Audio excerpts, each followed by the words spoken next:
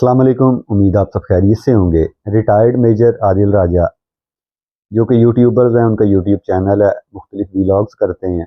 अक्सर अपने वीलॉग्स में और सोशल मीडिया के किसी भी प्लेटफॉर्म पे जब भी वो मंजर आम पर आते हैं तो बहुत सारी चीज़ों का मंजरनामा पेश करते हैं, बहुत सारे इंकशाफात करते हैं, बहुत से लोगों को बेनकाब करने की कोशिश करते हैं। और कोशिश इसलिए बोल रहा हूँ कि करूँगा मैं और किया है मैं, बहुत फ़र्क है।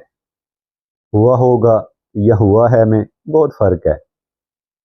मेजर आदिल राजा के बारे में मैं इतना नहीं जानता, मैंने उनको बहुत कम सुना है, इसलिए उनके बारे में मैं कोई भी हतमी राय पेश नहीं कर सकता।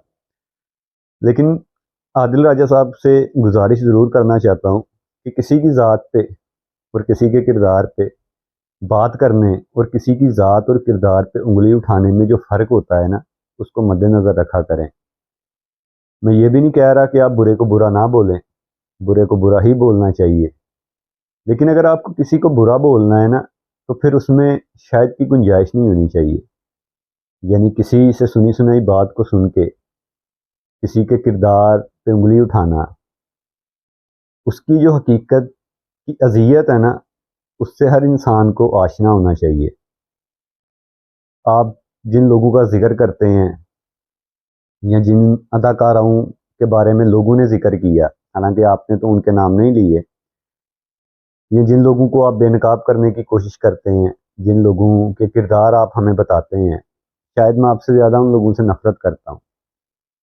लेकिन नफ़रत का मतलब हरगिज़ अंधा होना नहीं है। यानी मैं अपनी नफ़रत में अपने दुश्मन पर लगी तोहमत को हकीकत नहीं मान सकता। मेरी किसी से नफ़रत, बेज़ारी या मुखालिफत की एक लंबी तफसील होती है। यानी मैं आदिल राजा या किसी से भी किसी के बारे में सुन के मौक़िफ़ इख्तियार नहीं कर सकता। नफ़रत का भी मयार होना चाहिए। आदिल राजा साहब ने अपने व्लॉग में एक इदारे और चंद मॉडल्स का तज़किरा किया। उसके बाद सोशल मीडिया पे जो तूफ़ान बदतमीज़ी बरपा हुआ, आप सब लोग जानते होंगे। हर बंदे ने अपने नज़रिए, अपने शऊर के मुताबिक बात की। कुछ लोगों ने बात की और ज़्यादातर लोगों ने बकवास की। कसूर असल में हमारी आवाम का भी नहीं है। ये बातें तो बड़ी बड़ी करते हैं, गैरत और इज़्ज़त की भी बड़ी बातें करते हैं, लेकिन सिर्फ बातें करते हैं। इनका गैरत और इज़्ज़त से कोई ताल्लुक़ नहीं, खासकर ऐसे लोगों का कि जिनको किसी की इज़्ज़त का ख्याल नहीं ना, जो किसी की इज़्ज़त को पामाल करते हैं, उसको उछालते हैं। उन लोगों को इज़्ज़त का क्या पता होगा। इस कदर जाहिल और मुनाफिक लोग हैं, इस कदर घटिया सोच है इन लोगों की कि किसी से भी बात सुन के किसी के लिए मौका इख्तियार कर लेते हैं, उसके खिलाफ बोलना शुरू कर देंगे। यानी मुझे अफ़सोस होता है, दुख होता है इन लोगों पे कि इनका अपना नज़रिया ही कोई नहीं, इनकी अपनी सोच ही कोई नहीं। ये किसी के बनाए नज़रिए और किसी की बात के मुताबिक इतना बड़ा तमाशा लगा देते हैं। मैं इन अदाकाराओं का हामी नहीं हूँ, मैं इनकी हिमायत नहीं कर रहा, बल्कि मैं हर उस शख्स के सख्त खिलाफ हूँ जो शरीयत के खिलाफ चलता है।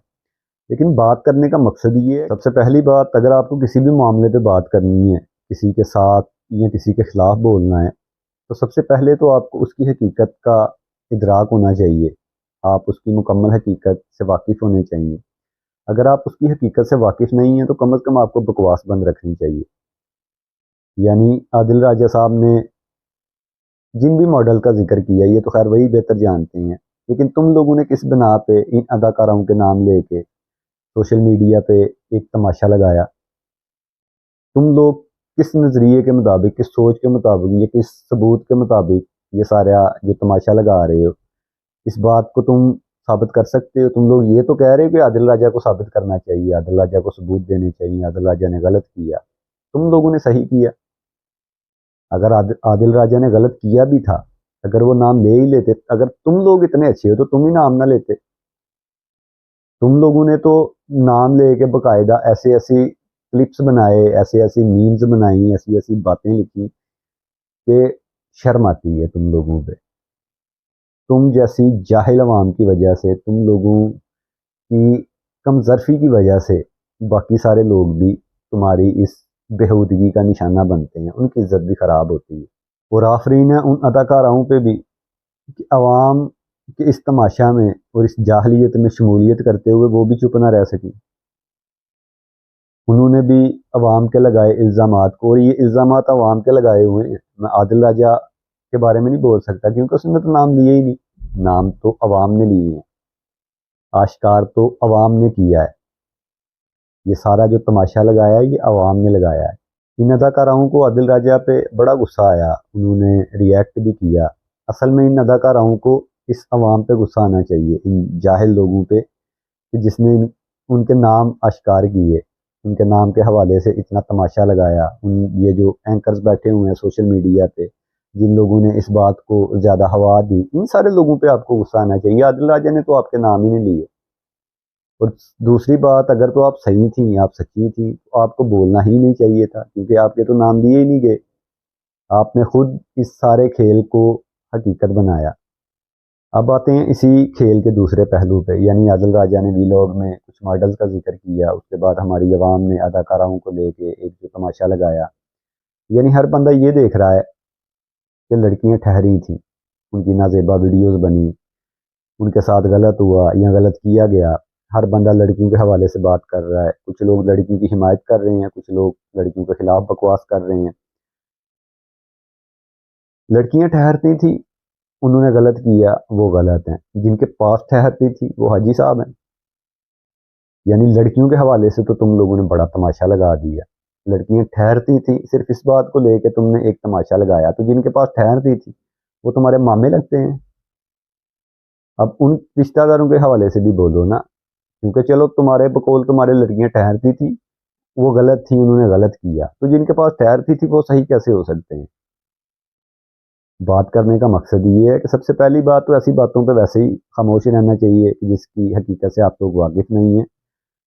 اور اگر تم لوگ چپ نہیں رہ سکتے، بولنا ہی بولنا ہے تم لوگوں نے، تو پھر دونوں پہلوؤں پہ بات کیا کرو، ایک پہلو پہ بات نہ کیا کرو۔